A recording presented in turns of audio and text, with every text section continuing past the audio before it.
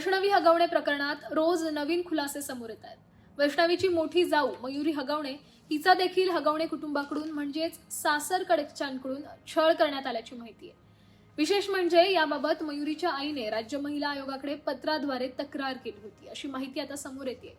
सामाजिक कार्यकर्त्या अंजली दमानिया यांनीही याबाबत खुलासा केलाय. अंजली दमानिया यांनी ट्विटवर याबाबतचे पुरावे शेअर केले. दमानिया यांनी मयुरीची आई लता जगताप यांनी राज्य महिला आयोगाला पाठवलेल्या पत्राचे फोटोज आता ट्विटवर शेअर केले. हे पत्र मयुरीच्या आईकडून राज्य महिला आयोगाकडे 6 नोव्हेंबर 2024 रोजी ईमेल करण्यात आलं होतं. पत्रात आरोप काय केलेत पाहूया.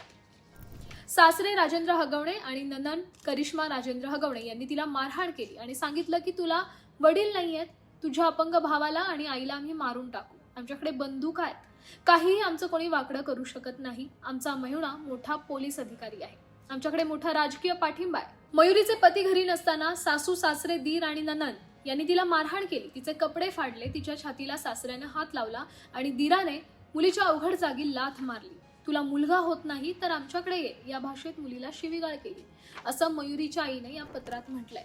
एकंदरीतच या प्रकरणाबद्दल तुमचं काय मत आहे नक्की कळवा.